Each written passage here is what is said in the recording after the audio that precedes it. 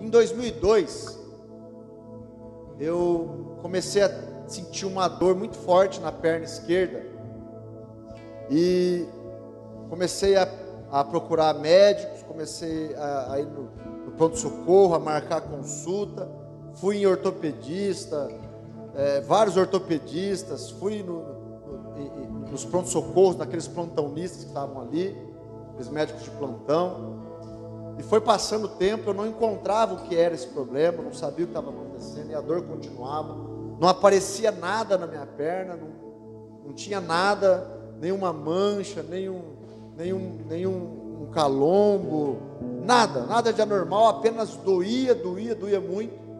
E foram se passando os dias, eu tomei alguns remédios, fui na farmácia tomar injeção para dor, ia no hospital para tomar injeção, os médicos medicavam compressa de água quente, medicavam medicamentos, e eu fui procurando aquilo ali para saber como eu sarar a minha dor, como eu poderia resolver esse problema, como eu poderia acabar com esse problema que eu estava vivendo.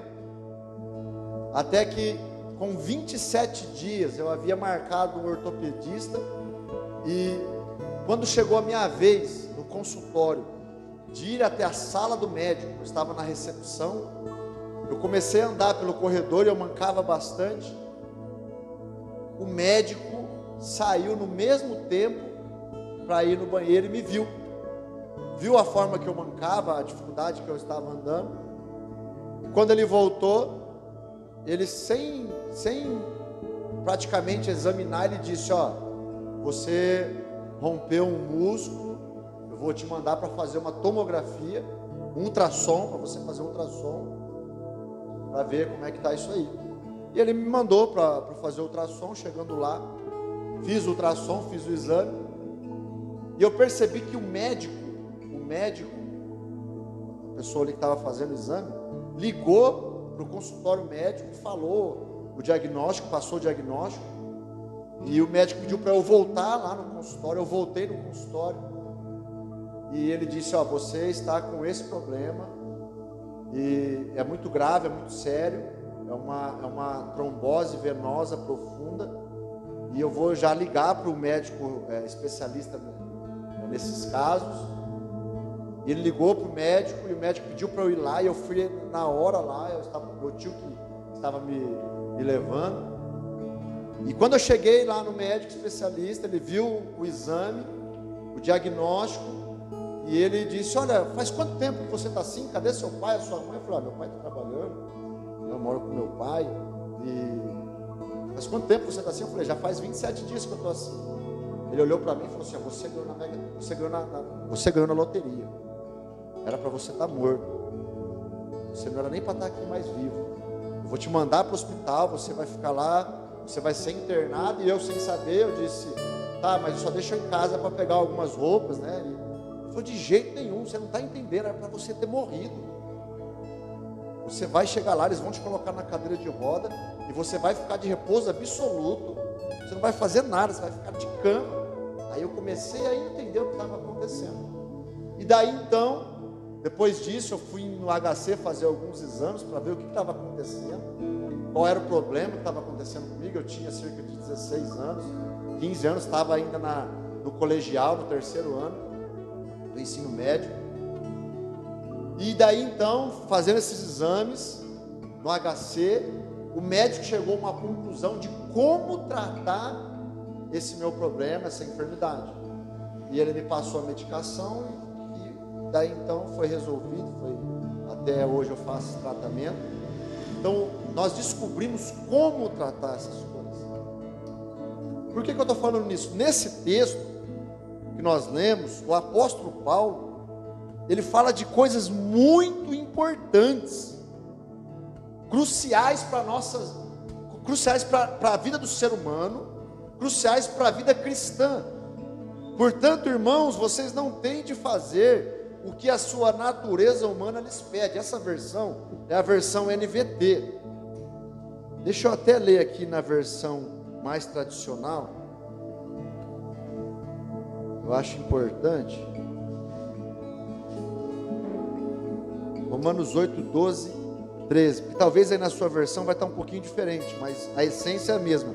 Assim, pois, irmãos, somos devedores, não à carne, como se constrangidos a viver segundo a carne. Ou seja, Paulo está dizendo aqui que agora nós encontramos o caminho, nós encontramos o nosso Salvador, nós encontramos o Evangelho, como o pastor Manuel pregou no domingo, as boas novas da alegria, as boas novas do Senhor veio até nós conhecemos o Evangelho, e agora nós temos um padrão para seguir, nós temos um mestre, que é o mestre dos mestres, que nos ensinou, que deixou para nós como caminhar, como andar, como viver agora a vida cristã, ainda que estejamos nesse corpo, não por muito tempo, né? Daqui a pouco nós vamos estar com o Senhor na eternidade, amém? Então ele nos ensinou, e Paulo ele frisa aqui, que agora que nós estamos, agora que nós conhecemos o caminho, agora que nós tomamos posse da salvação, da graça, pela fé, a salvação conquistada por Jesus, pela fé agora nós não temos mais, nós não devemos mais andar como que fazendo tudo o que a nossa carne pede. As exigências da carne agora não podem ser cedidas por nós temos que lutar contra, nós temos que brigar contra aquilo que a carne diz para nós fazermos. Paulo apela aqui para o motivo do dever. O nosso dever está na direção do Espírito, e não mais agora na direção da satisfação da carne. Apesar de termos o Espírito Santo dentro de nós, apesar de andarmos com Cristo, apesar de sabermos o que as Escrituras dizem para nós, muitas vezes nós cedemos à vontade da carne. A carne nada devemos, como um instrumento que é do pecado, porquanto isso somente visa nos destruir. Quando a carne tem um desejo, o nosso corpo, a nossa carne, o nosso corpo tem um desejo que vai contra a palavra de Deus, qual é o objetivo disso? É nos destruir, é a nossa destruição. Porém devemos tudo ao princípio espiritual, que nos regenera agora mesmo e que garante a nossa glória futura. Então agora nós devemos andar não mais segundo a carne, mas segundo o Espírito. O crente verdadeiro sente intensamente esse senso de dever. O crente verdadeiro sente isso de forma forte, de forma intensa. Poxa, eu preciso obedecer a palavra. Olha, isso aqui que minha carne está querendo que eu faça, essa vontade que eu estou tendo não está certo. Eu preciso renunciar a isso. Eu não posso fazer isso porque eu vou desagradar ao Senhor. Eu vou fazer algo que o Senhor não gosta, que o Espírito Santo vai ficar entristecido. O falso crente talvez nem sinta isso. Nesta passagem, a palavra carne se refere ao corpo físico, naquilo em que ele é usado como veículo do pecado, como expressão do velho homem, no corpo e através do corpo. Então nós nascemos de novo. O batismo é o novo nascimento, é uma simbologia de que morremos para este mundo, morremos para as coisas do velho homem e nascemos com Cristo, somos novas criaturas. As coisas velhas se passaram, os velhos hábitos, as velhas tradições, tudo aquilo que é contra a vontade de Deus, contra a lei perfeita de Deus, ficou para trás. Agora somos novas criaturas, então agora nós precisamos andar de acordo com o novo homem, a nova criatura que somos. Amém, meus irmãos? Glória a Deus. O cristão não pode agradar à carne e ao espírito ao mesmo tempo. Existe aquele batismo espiritual, aquela convicção gerada pelo Espírito, gerada nos cristãos, em nós crentes, de que agora estamos unidos com Ele, de que agora nós fomos envolvidos na morte e na ressurreição de Cristo. Só que não tem como nós agradarmos a Deus agradando ao diabo ao mesmo tempo. Ou nós vamos agradar um ou vamos agradar outro. O que Paulo está falando aqui é a respeito disso. Ninguém pode ser escravo de dois senhores ao mesmo tempo. Mas todo homem tem obrigatoriamente de ser servo do pecado, que se utiliza dos membros do seu corpo para o mal, ou servo de Cristo, que requer a sua atenção exclusiva. Há uma luta, há uma briga, há uma guerra nas regiões celestiais, no mundo espiritual, para que nós ou façamos aquilo que é de Deus, ou façamos aquilo que é do diabo, da carne, do inimigo das nossas almas. E ninguém pode agradar ou ser escravo de dois senhores. O escravo só tem um senhor. Jesus é o teu Senhor? Se Jesus é o nosso Senhor, nós nos colocamos de forma voluntária como seus súditos, não é verdade? Como seus escravos, nos sujeitamos a fazer a vontade do nosso Senhor. É a respeito disso que nós estamos falando, que nós temos que nos sujeitar à vontade do nosso Senhor, se de fato Ele é o nosso Senhor. Nós precisamos refletir nisso. Eu reconheço Jesus Cristo como Senhor e Salvador da minha vida. O Senhor, Ele tem direito sobre aquilo que sobre de quem Ele é dono. Ele tem direito sobre nós, se nós dizemos que Ele é nosso Senhor. Nenhuma mulher pode ser esposa de dois homens ao mesmo tempo, pois não poderia satisfazer as exigências de ambos. Imagina. O soldado não pode pertencer a dois exércitos diferentes, dando sua lealdade aos dois ao mesmo tempo. Essa é a nossa luta, meus irmãos. Essa é a nossa batalha diária. Nós levantamos e começamos a batalhar pela nossa fé, como Pedro, como Judas diz na carta dele. Batalhar pela nossa fé. Essa é a nossa luta. Nós temos que ter essa consciência de que a minha carne quer fazer aquilo que esse mundo dá prazer, ela quer ser satisfeita com os prazeres deste mundo. Ela não quer fazer a vontade de Deus. Ela não quer fazer aquilo que agrada a Deus, porque essa carne, ela foi feita e o pecado entrou no mundo e nós somos contaminados pelo pecado, e agora ela quer fazer aquilo que é pecado, ela quer pecar, ela quer desagradar a Deus. Esse é o desejo da nossa carne. Aquilo que aparentemente é bom aos olhos humanos, aquilo que aparentemente nos dá prazer momentâneos, é o que ela quer fazer.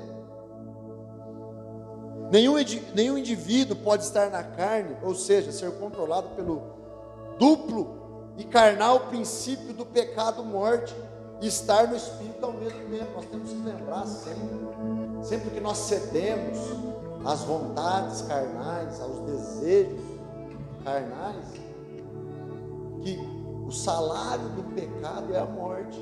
Estamos quebrando um princípio, estamos pecando, e qual é a consequência disso? É a morte.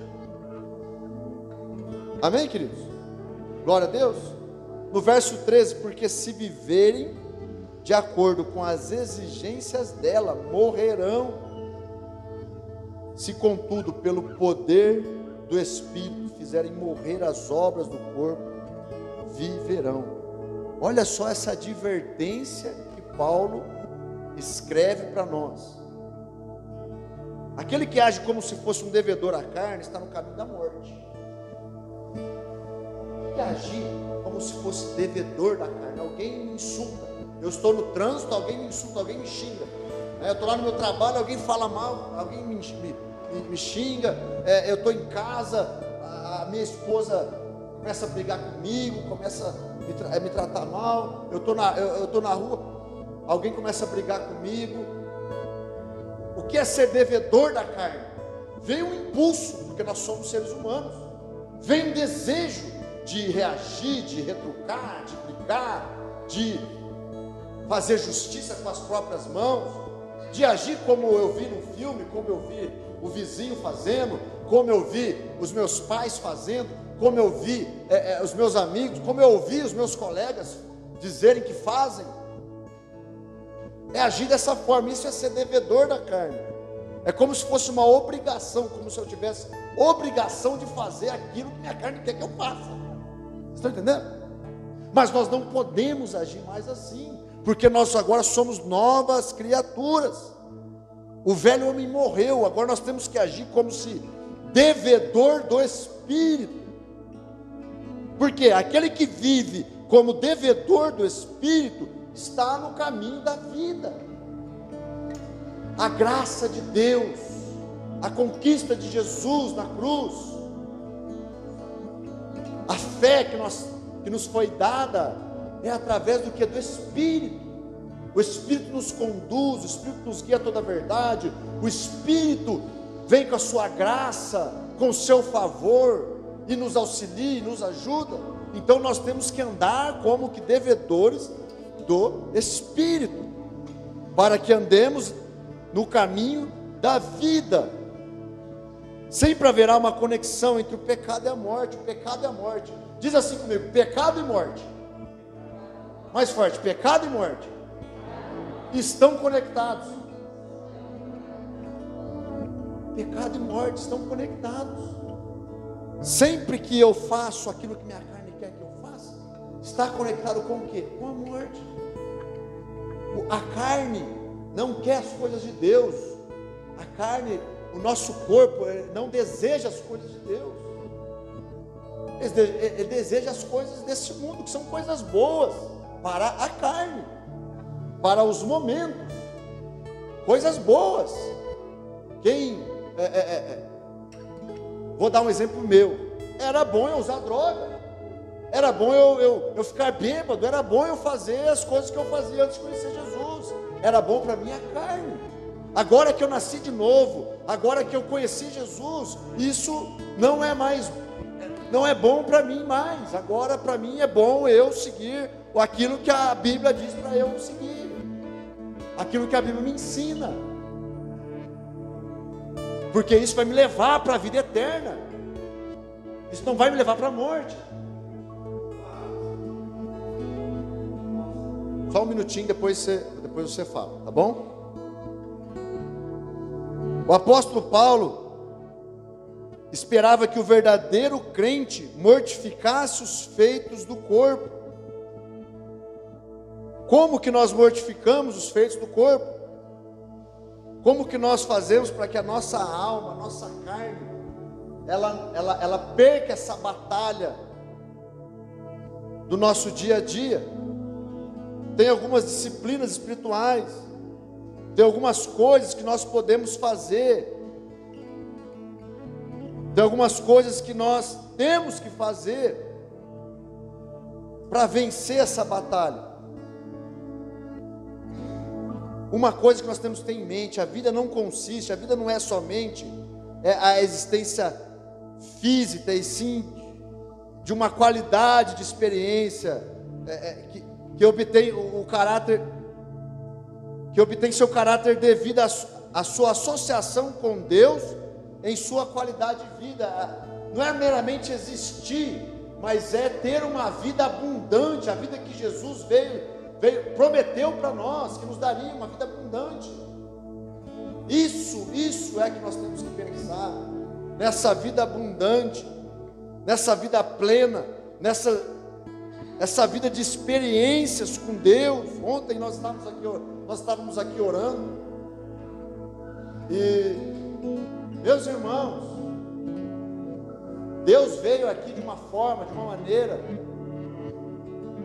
que eu não conseguia ficar de pé. Nós estávamos aqui, pouquíssimas pessoas, estava o Valdomiro e o Carlão aqui. Nós limpamos o núcleo e ficamos para oração. Começamos a orar, começamos a buscar Deus, e de repente Deus tomou esse lugar e nós começamos. Eu perdi noção do tempo, algo inexplicável, algo que transcende, algo que vai além do que a gente pode pensar, que é a presença de Deus, que é a experiência com esse Deus que nos trouxe a salvação, que nos traz uma vida diferente, uma vida no seu caminho, uma vida na sua palavra, que conduz à vida eterna. Amém, queridos? Glória a Deus. E como eu contei no início, que eu precisava descobrir como tratar esse problema que eu tive, como nós podemos lutar contra o pecado, o que nós podemos fazer para vencer essas batalhas todos os dias. A integridade denuncia o pecado. Então a vida íntegra vai mostrar, vai colocar em evidência para nós o que é o pecado. Uma vida de integridade, buscar a integridade, buscar ser uma pessoa íntegra. Então a humildade é um claro sinal da maturidade cristã na jornada em busca de uma vida íntegra, pois é fruto da compreensão, do entendimento da nossa total dependência de Deus. Então primeiro eu tenho que ter humildade, preciso me humilhar diante de Deus e entender que eu sou totalmente dependente de Deus, eu dependo totalmente de Deus. Eu tenho que ter essa humildade de reconhecer que eu não me salvo, que eu por mim mesmo, eu não consigo chegar até Deus, que eu preciso de um Salvador, que eu preciso de uma ponte, de alguém que me leva até o caminho, que eu não consigo orar. A Bíblia, Paulo fala que nós não sabemos orar como convém, mas que o Espírito Santo, até mesmo por gemidos inexprimíveis, transforma a nossa oração e leva a nossa oração ao Pai. Então nós temos que ter essa humildade de reconhecer a nossa situação e buscar essa vida íntegra. Quanto mais buscamos uma vida íntegra na presença de Deus, mais somos confrontados pelo Espírito nas áreas de nossa alma que precisam de conserto, que precisam de mudança. Quanto mais nós buscamos essa vida íntegra, presta bem atenção, é um caminho, é um processo. Quanto mais eu ando nessa direção de reconhecimento, de necessidade de mudança, de ter uma vida íntegra, uma vida santa, uma vida que longe do pecado, o que vai acontecendo? Mais eu vou dando liberdade para o Espírito Santo me confrontar. Por que eu orei? Por que eu oro? Espírito Santo, aqui no começo, Espírito Santo, abrimos o nosso coração para o Senhor nos mudar, para o Senhor nos transformar, porque este é um lugar, é um momento, a congregação, a reunião da igreja, a pregação, a palavra vindo ao nosso coração, é um momento que Deus quer que nós sejamos transformados, que nós sejamos tocados, mas para que Ele nos toque, para que Ele nos transforme, Ele não é por força nem por violência, Ele é educado. Se você abrir o seu coração, Ele vai te tocar, Ele vai te transformar, Ele vai trazer mudança na sua vida. Mas se você fechar o seu coração, se você endurecer o seu coração, Ele não vai. Então esse caminho, onde eu reconheço a humildade, eu me humilho, Deus, eu preciso do Senhor, e eu busco uma vida íntegra a cada dia, em todas as áreas da minha vida, financeira, moral, no casamento, na família, a minha vida de cristão, quem eu sou como cristão, eu sou realmente seguidor de Cristo, enfim, em todas as áreas das nossas vidas, eu buscando essa integridade, eu vou ser confrontado pelo Espírito, porque, meus irmãos, Deus fala conosco a todo momento, A questão é se nós paramos para ouvir a Deus. E não parar no sentido literal, físico, ficar parado, não. Mas se nós caminhamos atentos à voz de Deus. O que o Senhor quer para mim? O que Deus quer na minha vida? Por que eu vou na igreja? Jesus tem algum plano para mim? Jesus tem algum propósito para mim? Quando nós andamos dessa forma, atentos à voz do Espírito Santo, nós vamos ouvir falar. Nós vamos ouvir falar, porque é a vontade dele que tudo isso que tem acontecido com a gente, de ter uma vida com Deus, de ter a salvação, de ter o Espírito Santo habitando em nós, de sermos libertos, Ele quer que aconteça com outras pessoas. Ele quer que outras pessoas sejam alcançadas. Então, quando eu permito que o Espírito Santo fale comigo, Ele vai nos confrontar para o bem, Ele vai nos mostrar o que nós precisamos fazer, como nós temos que agir, como nós temos que reagir, como deve ser o nosso caminhar, enfim, Ele vai nos guiar, Ele vai nos dar a direção. Uma outra coisa é a respeito do nosso contentamento. Um sinal da maturidade cristã é o contentamento, pois não nos aproximamos do sol ao meio-dia sem percebermos a sua luz. Ao nos aproximarmos do Senhor, perceberemos sempre a sua bondade nas pequenas coisas da vida. Se você deseja avaliar o crescimento espiritual de alguém, observe a humildade e o contentamento dessa pessoa. Como que eu luto contra o pecado? Me contentando com aquilo que Deus tem feito na minha vida, com aquilo que Deus já fez por mim. Contente em tudo, dai graças, diz a palavra. Contente com aquilo que o Senhor tem proposto na minha vida, tem colocado na minha vida. O nosso nível de contentamento, ele vai ou fazer com que nós não cobicemos, busquemos as coisas dessa terra, ou que nós cobicemos, ou que nós busquemos de forma desenfreada as coisas dessa terra. Não vamos estar satisfeitos. Amém, meus irmãos? Então, o contentamento é uma forma nós andarmos contentes, satisfeitos com aquilo que Deus tem feito nas nossas vidas, com aquilo que Deus tem nos dado. Uma das maiores coisas, deixa eu corrigir, a maior coisa, o maior presente que alguém pode receber é a salvação.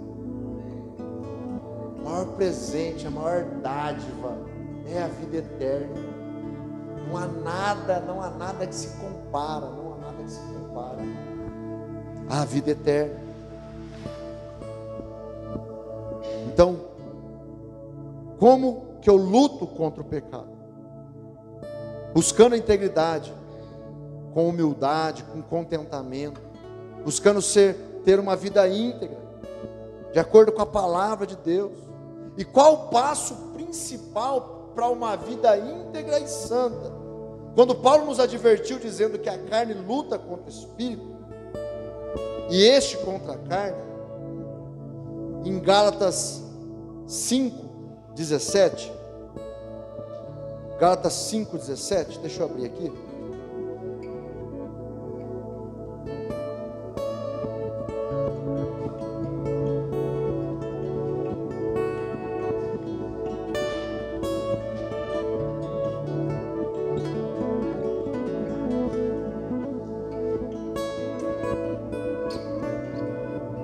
Porque a carne milita contra o espírito, a carne guerreia contra o espírito, e o espírito contra a carne, porque são opostos entre si, para que não façais o que porventura seja do vosso querer. Então há uma guerra entre a carne e o espírito. E o que ele está falando aqui?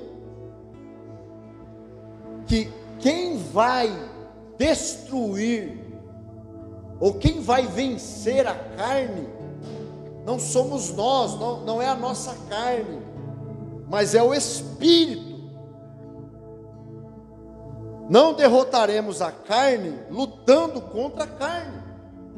Não derrotaremos os nossos desejos, as nossas vontades, apenas pelas nossas vontades, apenas pelo desejo de vencer.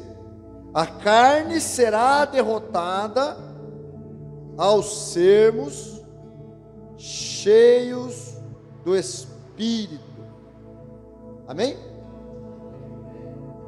A Bíblia diz assim: não vos embriagueis com vinho no qual há contenda, mas sejam cheios do Espírito Santo, cantando salmos, hinos e cânticos espirituais entre si, e louvando o Senhor de coração com música. Isso aqui que nós estamos fazendo, cantando, louvando, ouvindo a palavra. Isso aqui está nesse pacote de como ser cheio do Espírito Santo, de como vencer a carne. Então, como que nós vamos derrotar a carne? Como que nós vamos derrotar esses desejos?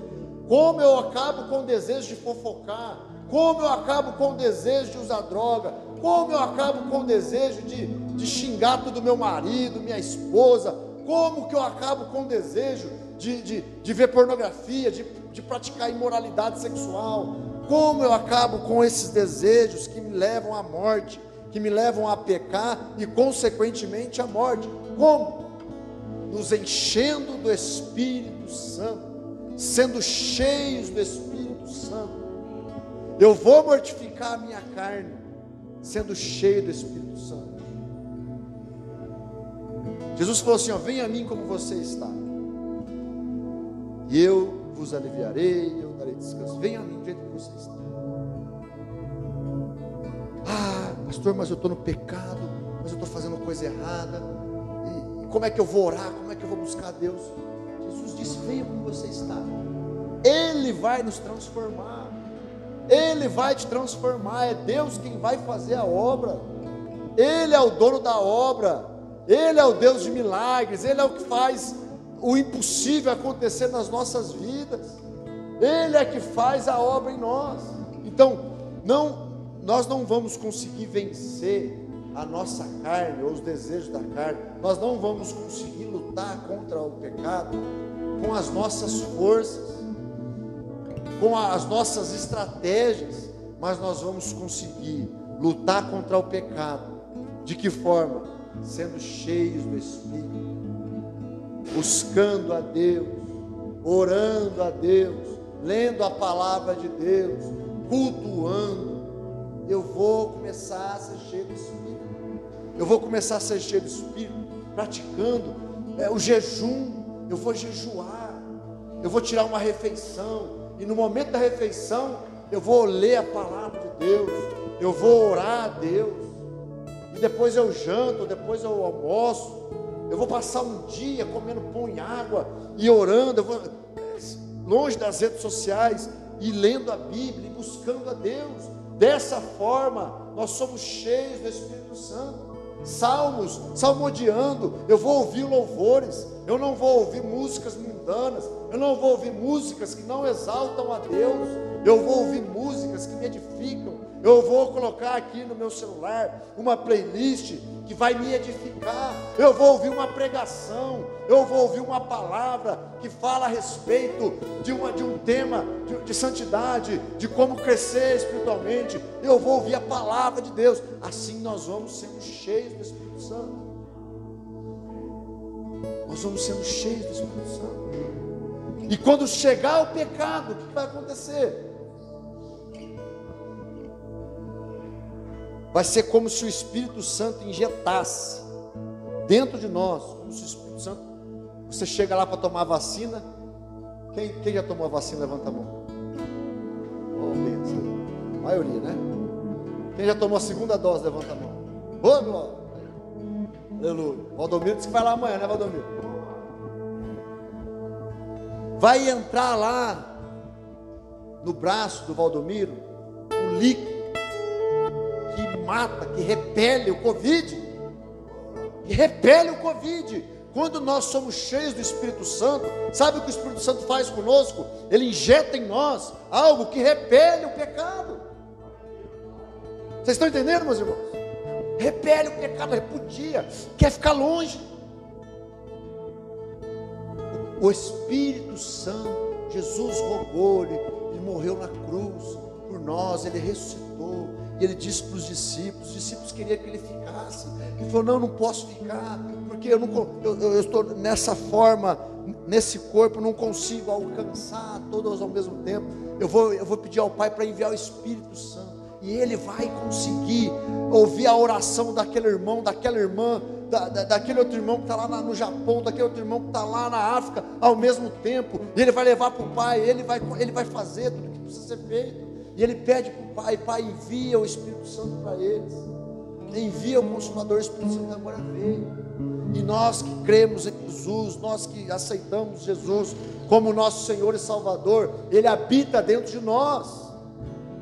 E quando nós nos enchemos do Espírito Santo, enchei-vos, uma prática diária, não é vir aqui só uma vez e completar, igual a gente faz no posto de gasolina, pedir para completar o tanque e esperar na semana que vem para encher de novo. Não, é diariamente, é uma prática diária, é uma busca diária desse enchimento, deixando que o Espírito Santo tome o espaço de dentro de nós, nos encha com as suas virtudes, com a sua mente, com a mente de Cristo, com a verdade de Deus, e isso vai nos afastar do pecado. Quando eu me der de frente com o pecado, com aquilo que pode me levar a pecar, eu vou fazer igual quem? Eu vou fazer igual a José, que a mulher de Potifar tentou seduzi-lo, tentou adulterar com ele, ele pegou e saiu correndo, ele fugiu. É isso que acontece quando alguém é cheio do Espírito Santo, ele começa a fugir do pecado. Como nós vamos lutar contra o pecado? Não é na nossa força, não é com as nossas estratégias, não é com aquilo que nós sabemos fazer, mas é sendo cheio do Espírito Santo. Amém, meus irmãos? Glória a Deus. Vamos ficar de pé. Efésios 5:18. Não se embriaguem com vinho, pois ele os levará ao descontrole. Em vez disso, sejam cheios do Espírito Santo, cantando salmos, hinos e cânticos espirituais entre si, louvando ao Senhor de coração com música. João Calvino, ele disse assim: nós não somos nossos, portanto não definamos nossos próprios planos e caminhos de acordo com a nossa vontade. Nós não somos nossos, portanto lutemos para esquecer de nós mesmos e de tudo que é nosso. Somos de Deus, vivamos para Ele e morramos para Ele. Somos de Deus, assim deixemos que a sua sabedoria guie as nossas ações. Somos de Deus, portanto busquemos que o maior alvo de nossas vidas seja em todas as coisas irmos ao encontro do Senhor. Amém, meus irmãos? Feche seus olhos. Ô Espírito Santo, nós somos o seu templo, nós somos a sua casa, a sua morada, a sua habitação, e tantas vezes nos esquecemos disso, por tantas vezes deixamos o Senhor de lado, por tantas vezes, Senhor, fazemos coisas que não te agradam, mas nessa noite nós queremos mudança, nós queremos transformação, nós queremos fazer aquilo que te agrada, nós queremos te amar mais, nós queremos te buscar mais, nós queremos te agradar mais, nós queremos pensar mais no Senhor, nós queremos fazer mais a sua vontade. Em nome de Jesus, Senhor, nos ajuda a melhorar, nos ajuda, Senhor, a te ouvir, nos ajuda a discernir a tua vontade e ir de encontro ao Senhor, ir de encontro ao centro da sua vontade. Nós abrimos o nosso coração nessa noite. Obrigado pela tua palavra, obrigado por não desistir de nós, obrigado porque todos os dias as misericórdias do Senhor se renovam sobre as nossas vidas, e elas são a causa de não sermos consumidos. Obrigado, meu Deus, pelo seu amor, que é maior do que a distância entre os céus e a terra, como disse o salmista, Senhor. Obrigado, Pai. Obrigado, Senhor, por enviar o seu Filho amado, unigênito, para morrer no nosso lugar e nos fazer um caminho que nos leva de volta ao Senhor. Deus, em nome de Jesus, Senhor, nós abrimos a nossa mente, abrimos o nosso coração. Fala conosco. Não queremos sair daqui da mesma maneira, mas queremos sair daqui transformados. Queremos ser mudados pelo Senhor, pela nossa força. Pela nossa força. Nós sabemos que não é possível. Pela nossa força nós reconhecemos que não podemos. Por isso nós nos humilhamos na sua presença e reconhecemos que só o Senhor, através do Espírito Santo, pode nos transformar, pode nos moldar segundo a sua vontade, pode nos trazer mudança. Ó Deus, queremos caminhar para a vida, queremos caminhar em direção ao Senhor, queremos ter uma vida abundante no Senhor. Ó Deus, queremos ser um canal de bênção. Ó Pai, queremos fazer, Senhor, com que outros te conheçam através da nossa vida. Ó Deus, queremos ser aquelas pessoas, ó Deus, que onde estiver, as outras que não te conhecem, vão vir pedir uma oração, vão vir pedir uma palavra de consolo, vão vir perguntar o testemunho. Olha o que aconteceu com você, porque você mudou tanto. Oh Deus, para falarmos do seu amor, para pregarmos a sua palavra, para testemunharmos que o Senhor é real, que o Senhor é um Deus vivo. Ó Deus, no nome de Jesus, Pai, a tua palavra diz: não por força nem por violência, mas pelo Espírito do Senhor. Nós abrimos o nosso coração, Espírito Santo. Abrimos o nosso coração, no nome de Jesus.